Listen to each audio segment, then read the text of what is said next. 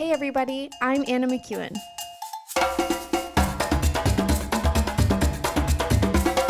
And now for Bob Switzer with the epic narrative. And we're off. Chapter 3 of the book of Joshua. Early in the morning, verse 1, Joshua and all the Israelites set out from Shittim and went to the Jordan, where they camped before crossing over. After 3 days, the officers went throughout the camp, giving orders to the people. When you see the ark of the covenant of the Lord your God and the Levites, priests, carrying it, you are to move out from your positions and follow it. Then you'll know which way to go. I just love that. Since you've never been this way before. But keep the distance to about 200 cubits between you and the ark. Don't go near it. Joshua told the people, consecrate yourselves, for tomorrow the Lord will be doing amazing things among you. Joshua says to the priests, take up the ark and the covenant and pass on ahead of the people, so that they took it up and they went ahead of them.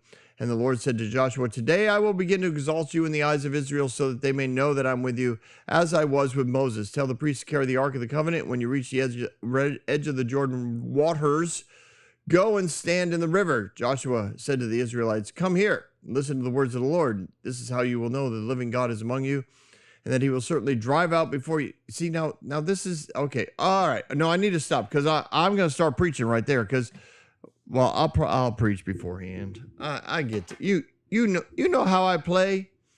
I get all kind of discombobulated, because people for years, right? We just go with tradition, and tradition doesn't break out what God said versus what man said. And there's a huge difference. And we've talked about the hugest one is God never commanded them to kill everybody. But there's some subtleties here as well. So again, I don't think it's evil that man adds to it. I think what's wrong is when we pretend that they didn't. And we say, well, it's all the word of God. Well, okay. This is where we all get to have a conversation, which I think is awesome when we have conversation. All right, sorry. On with my thing. All right, so the first thing I see, right, we're going to do the whole chapter, so I'll try and remember to tell you what verses I'm at. Verse 1, early in the morning. I like early in the morning. I just do. Morning is my time. That's what I like recording, is in the morning. It's currently in the afternoon, and I really debated. It was like, well, I have this block of time. It's the afternoon. I could use it to record. And then I think, but it's the afternoon. You know how you get in the afternoon. I thought, no. I've got 40 minutes in me. I'm sure I could stay up on this for 40 minutes. So here we go. Right. But I like early mornings. Now, we live currently in an RV. We've been doing work camping for a while. So we haven't really had to pack up and go anywhere for a little bit. Now, we are in our current state. We are going to move in about a month. We'll be hitting the road again.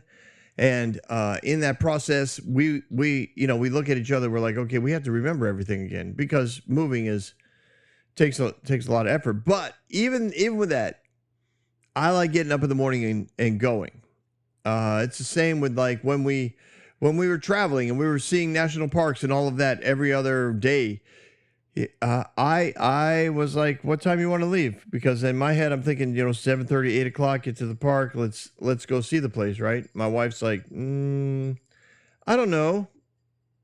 We'll see. Oh my goodness. Internally, I have to be like, no, Bob, don't push. Like, literally, you have no job. You have no schedule. You have no, like, why do you want to leave at 8 o'clock? And I couldn't come up with really good reasons other than I really like to. As you can imagine, this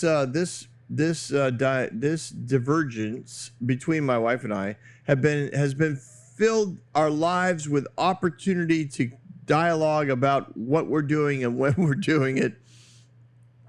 Yeah, for years. And we're still together and we love each other dearly. But when I read this, I thought, yes, see, I think God's on my side. Oh, that's a cheap one. Bob the engineer is not happy with me. I'm sorry. I just, I think it's true. Oh, Jesus was up late praying. Well, dag gummit, you got me on that one. He was too. More than once he was up all night, right? I totally relate with Peter. I would have been in the garden sound asleep if it was after like 8:30. Forget it. Like, you want to pray? Like, I'll stay focused. I've been a part of some amazing meetings, really, really amazing meetings, and they have no end time. Like, we're going to meet tonight at 7 and, worship is amazing and the preaching's good. And then we, this whole, what do they call it? Like ministry time afterwards. And it just goes and I'm looking at the clock and it's like 9 and I'm trying to stay focused and pray and be excited. And then 9:15 and 9:17 and 9:20. And I'm like, oh my God, Bob, you are not going to make it. I'll go stand against the back wall. That's me. That's seriously me. By like 9:30, 10 o'clock, my wife, who's doing fine, she'll come find me and be like, what you want to leave? Well, you feel horrible because clearly God's doing stuff, but like I am not consciously taking this in at all. And I don't think it's a bad thing to fall asleep in the middle of a meeting with the Holy Spirit so busy. Like, that's just kind of fun. But I also know that visually it looks terrible when people are falling asleep. So anyway, so we usually leave and it's all good. We're all good. One time we went to we were at a convention for, my wife was she was involved in a health program and she became I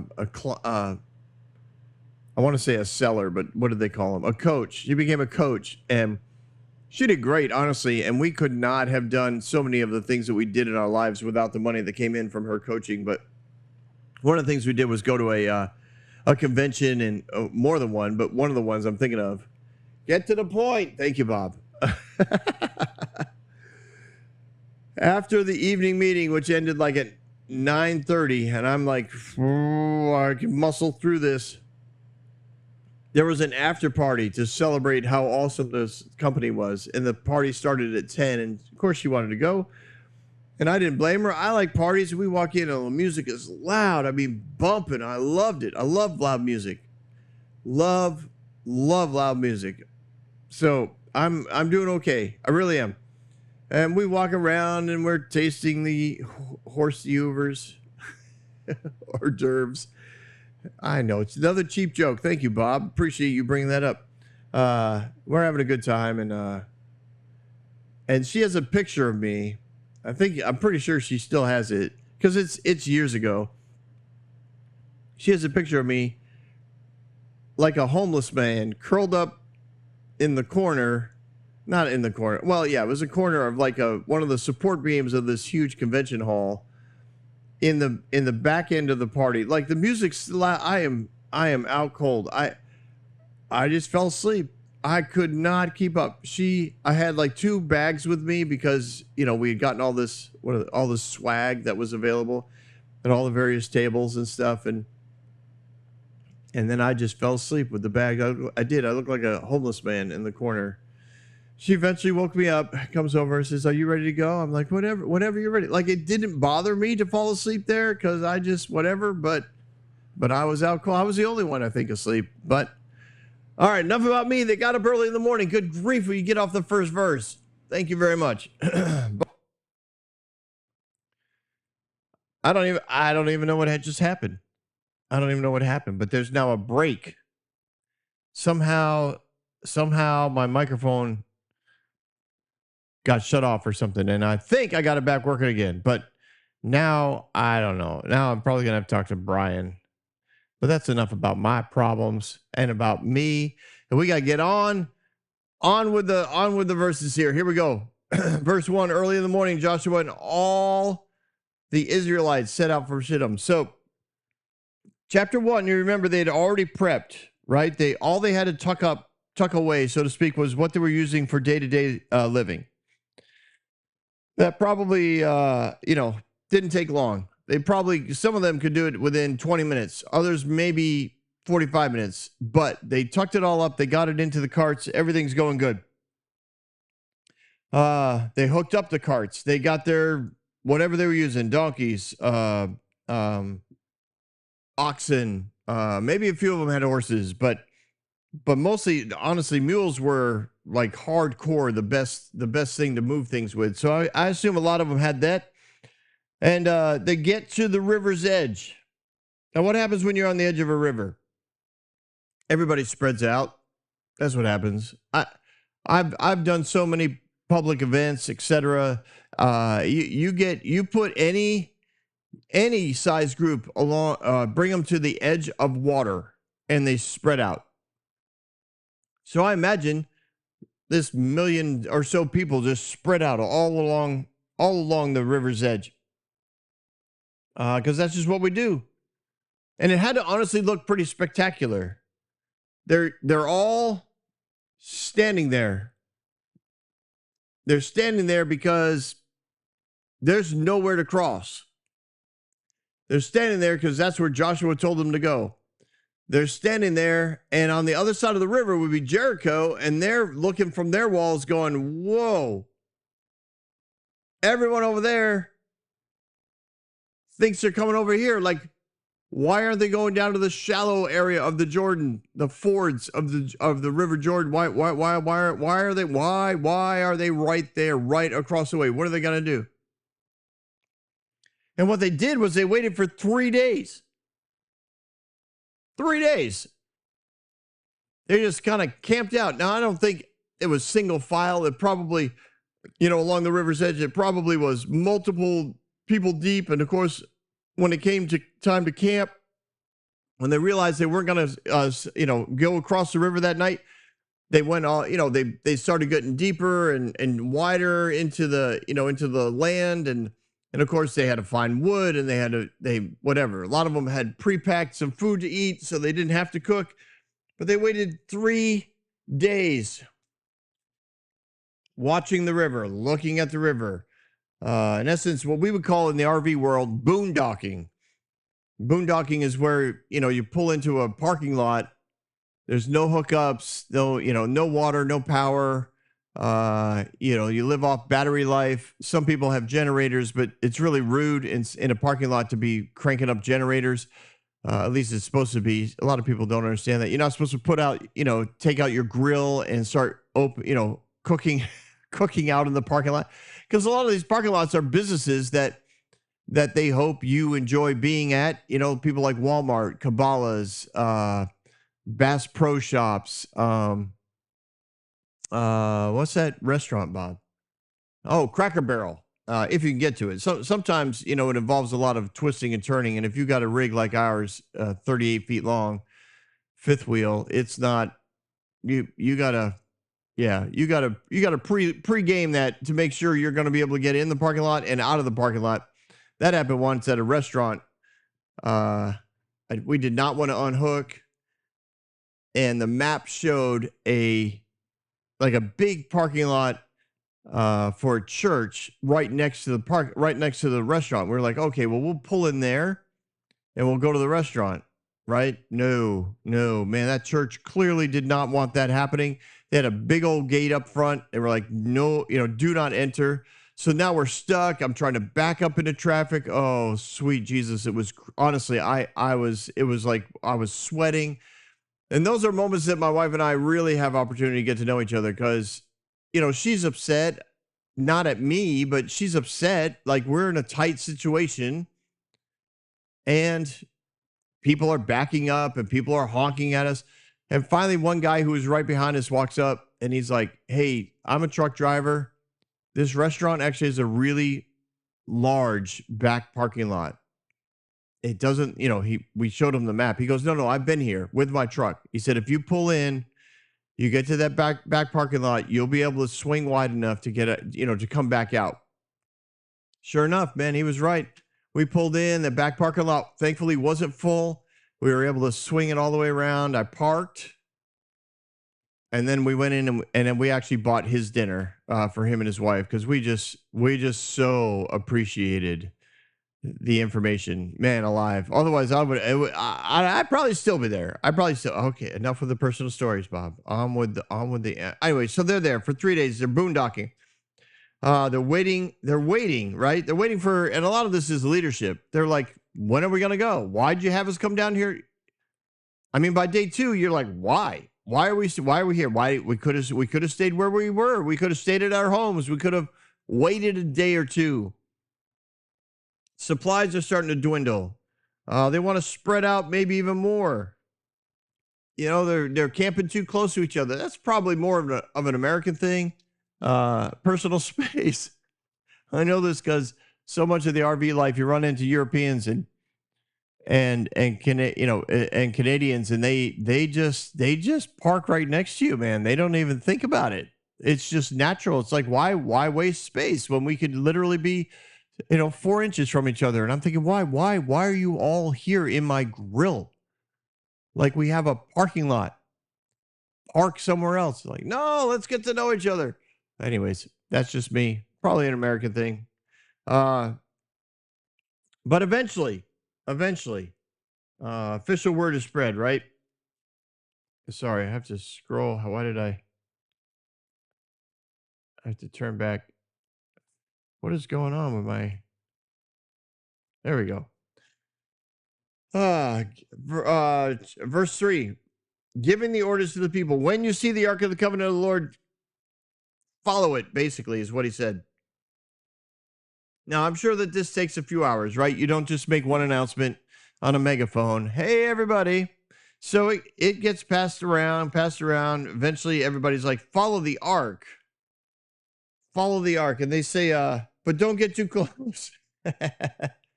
Keep a distance, verse 4, of about 200 cubits between you and the Ark. That is not a God thing. That's just Joshua trying to be careful. He's like, I don't know. I don't want anybody touching it. Stay away from it. Stay way away from it. I mean, they didn't measure it. It's like fire trucks with the big, like, stay 500 feet behind, and people are like right on their butt because they're hoping to get through traffic quicker. So you got people that are gonna disobey that, but whatever. Verse 4 again. He goes, keep a distance, be careful.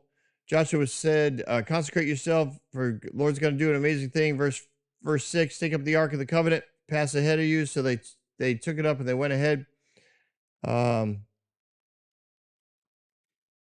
was trying to find that phrase. I think I read it earlier already. It's like, you have not passed this way before. This is a new approach to following something, right? Because they haven't ever followed the Ark before. They always followed a pillar of cloud or a pillar of fire. There was a new pattern. There was new leadership. And some of them had to wonder, is this still God?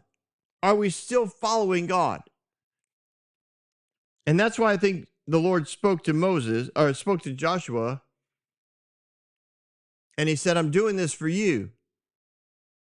Verse 7, today I will begin to exalt you in the eyes of all of Israel, so that they may know that I'm with you as I was with Moses. See, with Moses, everybody knew where God was, because a cloud would come down over the tent of meeting in the morning, and Moses would spend time with God, and then, everybody knew. Joshua, we haven't got the cloud. We don't know. Joshua says he talks to God. Is he talking to God? And to be fair, a lot of preachers say the same thing. I don't know. That's a tough call. Are they?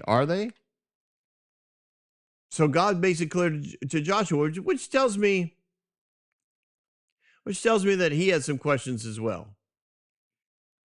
So back in verse 5, the people prepare to get going. That's what it means to consecrate yourselves. For tomorrow, the Lord will do amazing things among you. He's like, hey, get ready to move. Don't get yourselves all dirtied up. Clean up, pack up, get ready to go. Tomorrow's the day. Verse 6, priests were instructed, take up the ark, walk through the people. Now, again, that's not an easy thing to do. They walked through the whole camp. And the people are told, okay, we're going to follow the ark. Now, you know that they didn't line up single file behind it. I mean, a lot of them did. But then there's all the people around the edge that are like, they're going to want to, kind of cut in line. And then there's people who are right up front. They're like, no, no, no, no, no. I'm like, no, I'm 200 cubics behind. This is the line. This is the line. Don't get in front of me. Do not get in front of me. You kind of picture the ark going through the crowd, right? As I'm sure all of us have movie scenes in our head where we can picture that, right? The crowd parts, it gets wide around you. The ark goes through, and as it parts, they just start forming behind it, and the line gets longer and longer, maybe wider as well, but eventually it's just the ark out in front. And they get right on the water's edge. It had to look, again, spectacular as this is all going on. And then the Lord assures Joshua, this is going to be awesome. They're going to know that I am with you as I was with Moses, because God knows that there are questions. The people questioned Joshua as a leader. Is he going to be like Moses? Is he really listening to God? Now, that had to be comfortable, a comfort to Joshua, and it had to bring some level of confirmation that God is with him. When you're in leadership, you like to know, you do, even though you may look around and go, okay, there's a whole lot of stuff going on here. I don't know. And God just keeps saying, hey, I'm with you. Hey, I'm with you. Hey, I'm with you. I know this is going to get a little nuts, but honestly, I'm still here. I haven't left you. And it is comforting. It is comforting. But then in verse 8, he goes, tell the priests who carry the ark of the covenant, when you reach the water's edge, when you reach the edge of the waters, go and stand in the river.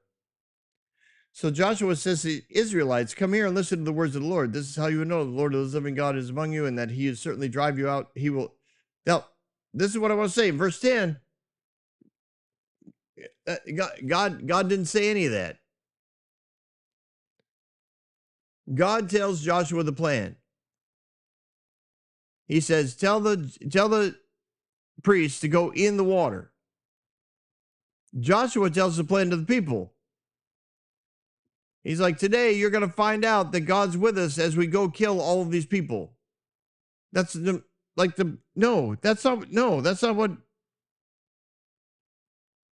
what is going on, Joshua. Joshua's just letting people know what he believes is God's confirmation for his plan. The plan to kill everyone. Verse 11, see the ark of the covenant of the Lord, all the earth will go into the Jordan ahead of you.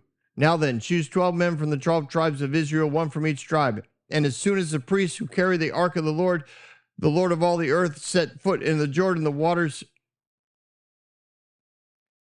of the waters flowing down the stream will be cut off and stand up in a heap.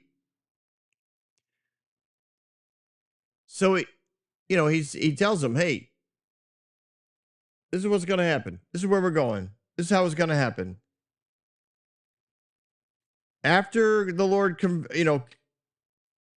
confirms with us that the Canaanites, Hittites, Hivites, Perizzites, Girgashites, Amorites, and the Jebusites will all die because of us. Now you see the Ark of the Covenant of the Lord. Now choose 12 men. So these 12 guys are now get to be first in line. So I would imagine there are a few people that are currently first in line that are thinking no, or they're thinking, oh, no, choose me, choose me, choose me. Like they're sending messages back to the elders of their tribe. No, choose me, choose me, choose me. Now that might have been an American thing anyways. There might have already been just leadership of the tribes up front because they honor their elders, but still just throwing that out there. I remember we were at another conference, wonderful conference, and the band, the worship team, whatever you want to call them, they were awesome. And honestly, people would wait. We would wait all afternoon to be there first, so that because it was open seating. So to get good seats for the whole group, to reserve it all, like I had the stack of everybody's notebook with everybody's name on it, and I would wait all afternoon. And then I'd run in with all the other lunatics, throw all the books down on, 12 seats or whatever, and then I'd run up front to try and get as close to the stage as possible just because I like loud music and I like to be up front. Well, this one particular night, man, I was touching the stage. My chest was at the stage and I was excited. And then about 45 minutes before no, 30 minutes before we started, a bunch of people with their arms locked came walking from the far edge of the concert of the hall, banquet hall, whatever we were in, and they come walking in and they start edging their way right along the front of the stage, like all of them. They're like, "We're the intercessors. We're the intercessors. We're the intercessors. We're praying for the concert. We're praying for the concert." And part of me's like, "I don't buy it. No, no, no, no. I worked hard. I literally waited whatever 4 hours to get up here, and I am up here." And I tried standing, I really did, but I couldn't. I stepped back. They all lined up, and they were like, "We're just gonna pray till the concert, till the worship starts." But they didn't move. They did not leave, and I was seething. Totally my choice. Totally my choice. My response to this was not a happy place, and it got ugly internally. Worship was great, but I was not happy with these people. Not happy at all. Enough of that story, Bob. You're not even halfway through the chapter. You got to finish the whole thing. So, just saying, somebody cut me off. That's still a sore point for me. The Lord really still has to work with me on that. All right. Verse 14. And people broke camp to cross the Jordan. Why do I keep pumping that up? The priests carried the ark of the covenant. They went ahead of them. Now the Jordan is at flood stage all during the harvest. Yet as soon as the priests who carried the ark reached the Jordan and their feet touched the water's edge, so they had to get right up to the edge, and it was wider and faster than usual.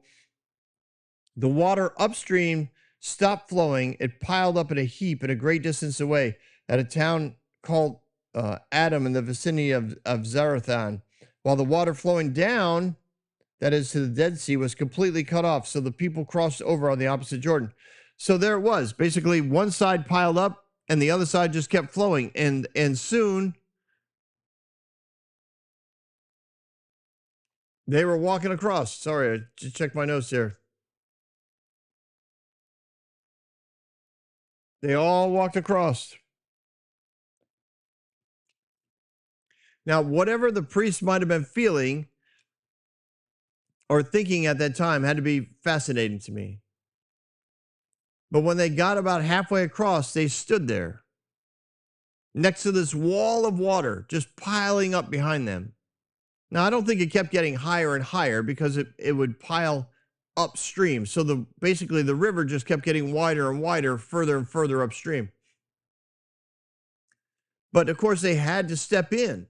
They had to get their feet wet. And there's some really amazing, sermons on this about how that works. How the Lord sometimes he instructs you to actually get your feet wet before he does the miracle. But they were doing what the Lord had instructed them. They're standing there in the waters. And even if it was only a few seconds, it had to be a little nuts. Now, from Jericho's point of view, they don't know what's going on, but I'm sure they're watching this. And it could have been more than 30 seconds. It could have been 3 minutes. I don't know. But if you're following them, if you're watching them, you're wondering to yourself, what's going to happen? Maybe they thought that they would walk on the water. I don't know. Maybe they all remember the story, the testimony of Moses and all the people that had already died. And they were like, the waters are going to part. Maybe they walked in great faith. I mean, I know we all wonder because all of it could be true. There could have been priests around that ark that were like, absolutely, the water's going to part. This is going to be awesome. And others might have been like, I have no idea what God's going to do, but I'll wait. I'm going to walk in and I'm not going another step further till we figure this out. Now, the sandy bottom dried up. The people passed over. It probably took hours. And when they got on the other side, right, they split up. They went side to side, all in front of the walls of Jericho. Not that they were like inches away from the walls of Jericho, but they were on this huge plain, this huge flat area in front of the walls of Jericho. And the priest stood there in the middle until everyone had passed. And of course, part of that had to be kind of crazy. Like, I don't know.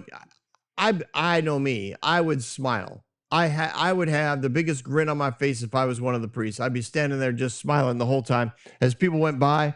Now, I wouldn't give them a high five because I'm holding the ark on my shoulder, but it had to be pretty spectacular. Excuse me, pretty spectacular as people walked by for an hour or 2 or 3, and the water's just standing there. After a little bit, it's like, wow, this is like you're living the miracle. You had to start thinking, this is really awesome. Like, how cool is this? And at some level, I believe they were resting while God is at work. And I do believe that that is a beautiful key in the kingdom of God, that you rest while God is at work. Now, I'm currently 3 years into my rest period, waiting for God to do something miraculous, something that he continually reminds me that he's going to do. But it does, you can get a little tired of it. Not tired as in impatient, but tired as in, like, I really want, like, I have vision and dreams as to what could go on. And he's always like, you're doing awesome. Just stay at rest. No, I'm not. I work, I earn money. I'm not making money, if that makes sense, but I'm earning money. And we live and we play and we have friends and all of that's going on. But I know that there's more. But the Lord's like, stay at rest. Don't try to force something. And here are the priests standing in the middle of the river. And the Lord's like, just stand there. The miracles happening all around you, the people crossing on dry ground, the water piling up behind you, the opportunity for people to see the power and authority of God is right here. You stay right where I tell you to stay. And they did. So the water upstream, verse 17, the priests who carried the Ark of the Covenant stopped in the middle of the Jordan, stood on dry ground, all while Israel passed and by them until the whole nation had completely gone on the dry ground. Sorry, just want to finish reading the whole chapter. So when you step into the call of God, you get to rest while he does the work. And he doesn't force people. And I think that is part of the reason why I'm still on the road 3 years later. There are other people that have to make choices for this particular miracle to take place. But in this case, they were resting, but people had to make choices. They had to choose to follow and to walk across. So when the priests stopped, the 12 leaders of the tribes became the leaders of the parade, and they got all the way over. And as they're still standing in the middle, Joshua was getting all the people together. They're all on the other side. And the Levites carrying the ark haven't moved yet. They had not been instructed to move yet. So that's kind of a crazy thought. How long are they going to be stuck there? And it's longer than you think. And I'll cover that next week. I don't want to go too long. But I do want to touch on this, and I know we talked about this 2 weeks ago, I think for sure, a little bit last week, and that is from the side of Jericho. Do you understand how this looks like Joshua is a dictator? You have a religious mob. Remember, no one is older than 60 years old. Because everyone under the age of 20, was able to live over the last 40 years. Everyone else is dead. So in essence, there's no real elders. It's a very young nation when it comes to nations. There's no Other than Joshua and Caleb, no one's over the age of 60. That's fascinating to me. I don't know. I mean, I turned 60 this year. At the time of this recording, I'm like 2 months away from turning 60. And I think to myself, I think I've got at least 100 years still left of me. Like, these are energetic, excited people, a nation of people, most of whom are under the age of 40. And they follow an ark. They look like a religious mob that probably was in the millions, or at least a million. And their whole goal, when you're standing in Jericho, you're looking at this going, these people, their goal is to come fill and live in a land where people currently fill and live it. Their whole goal is to kill us all. All because their God said so. Years ago, talked to one of their relatives named Abraham, and years ago, their God supposedly told that guy that this land was going to belong to them, so they're here to take it. They follow priests. They worship an ark. The ark came across, they stepped in the water, and the water parted. We can't see this God. Like before the pillar, like everybody could kind of see it. They kind of figured, well, maybe that's their God. They don't see a pillar. All they see is an ark and priests. And there's only one guy that God keeps talking to. His name's Joshua, and he runs everything. When you look at it from a practical standpoint like that, you have an unseen God. You have one singular leader. You have priests that lead the people with a large religious object. And these people will do anything, including step into a raging river because their God said so. Yeah, no, I know that a lot of us, we get these Bible stories, we look at it and we say, wow, they were just such loving people. And look, God loves them. And he did these miracles for them. And everybody must have been so. No, I think everybody looked at him and said, oh my goodness. Who are we up against? And this is where I believe, again, God's goodness was, I'm going to do something miraculous. People are going to probably freak out. I want you to love them. And I want you to, we'll use the word again, annihilate their culture with the culture of the kingdom. I want you to show them how good and awesome and loving I am. And instead, they took the miracle of God and they said, this is proof that God wants us to kill everyone because we were told we would get this land and these horrible sinners are living in it and it belongs to us. But God's goodness is God's goodness, and it doesn't disappear because you messed it up. And so even though they are going to filter God's desires through some misinformed, some misinformation has formulated their filters. Even though that's going to happen, God's goodness is still going to be there. All right. We'll go into this more next week. I appreciate you guys hanging with me. We're going to leave the priest right in the middle of the river. Yes, we are. I will see you next week on The Epic Narrative. Don't go anywhere. We've got Bob Thoughts.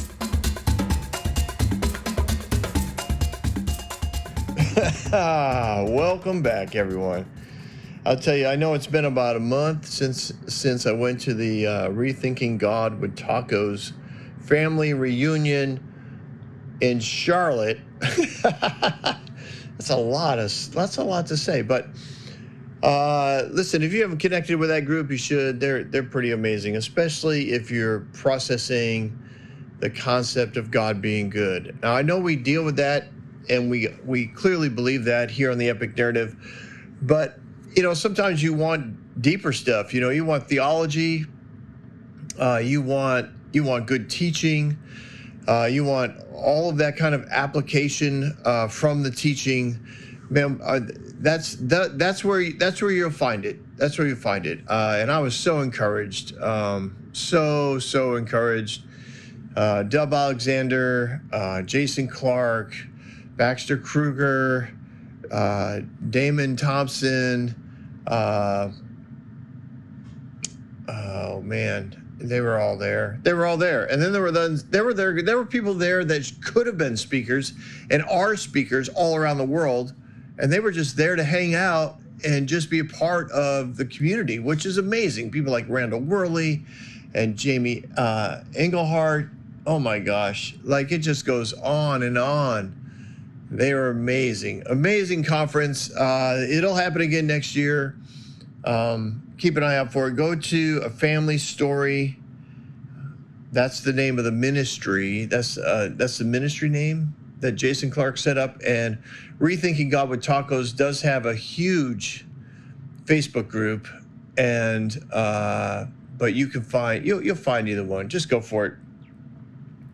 Get on their list. Be there. I'll be there again next year. Loved it. And we were able to be one of the sponsors because of some very generous listeners to this podcast. And they're just, I mean, I'd say their names, but I'm afraid you'd track them down and then you'd be like, hey, give me money. But they knew who they are. And I sat with, as soon as I hugged this one, I was just like, I couldn't be here without you. And it's true. She was the catalyst that got us there financially, because as a lot of you know, in my current journey, still not really working that much. Trying to, just promises of plenty of work and then no work actually making itself known. But God is good, and we were able to go, and another amazing couple, friends of ours. We were just gonna stop by to see them. They were like, hey, we'll take care of your housing. They paid for that. Honestly, it was glory. It was just a glorious time. I will say this. I've never been to a conference and been having the HVAC system work, right? I mean, well, it works, but generally speaking, large conference areas, auditoriums, churches, whatever, are generally way too cold. It's just true. I spent most days in a sweatshirt outside. It's 87, 90 degrees. Nope, I'm out there in a sweatshirt because it is cold inside. And then I think one session they kind of turned it up a little bit. And then it got hot, and I mean hot. It was like tough to stay awake. Of course, it was the afternoon, right? It was the afternoon session, which is always the toughest one to stay awake. But anyways, have you been around people's houses that are that way? Like temperature-wise, it's just not anywhere close to what you normally do. I have friends like that. I have friends that, they're friends. And I know I'm the odd one. I like it warm. But they don't. And they'll sit there, they'll be in shorts, bare feet, t-shirt. I'm literally wearing sweats, slippers, a sweatshirt, hoodie, whatever. And I'm sitting on the couch talking to them. And I'm thinking, do they not realize that I'm freezing right now? And they're just like, everything's fine. No problem. Oh, man. It's true, though. It's true. We all have different concepts of comfortable temperatures. I know one of the things that happens a lot in marriages that have, people get married and it's like, he likes, it to be whatever temperature, she likes it a different temperature. And they don't really know that there's a difference until they actually start living together. Anyways, I digress. Welcome to Bob Thoughts. Always a pleasure to have you here. I hope you guys are doing great. Don't forget, the Epic Narrative is listener supported, and due to amazing listeners, we were able to be a sponsor and encourage people at Rethinking God with Tacos conference. So appreciate listeners that stepped in to do that. But we would we just greatly appreciate anything that you can give us. I am trying to raise a total of $5,000 this year. That would keep all of our subscriptions rolling, as well as give us that additional money for some advertising. So yeah, if you're out there and you can help us out, even if it's a monthly thing or a one-time thing, it's not going to matter. It's all good. I am not a 501c3. I don't plan on becoming one, but we do keep track of everything. And if you ever want to see where your money went, we have it down. My wife is a bookkeeper and a woman of beauty and great integrity, and she will not let the money that comes in be spent on anything but what is necessary for the podcast and to keep it moving forward. So, yeah, if you want to reach out on the email, thebobswitzer@gmail.com, and I can give you a list of ways that you can give to us. All right. I hope you guys are having a great day. I'm sorry. I know I didn't really interact with this week's episode. I hope you enjoyed it. We'll talk again soon. Next week on The Epic Narrative.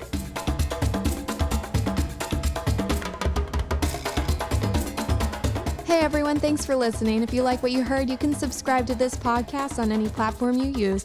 You can also reach out to Bob for questions or booking at thebobswitzer.com or email him at thebobswitzer@gmail.com. See you next week, guys.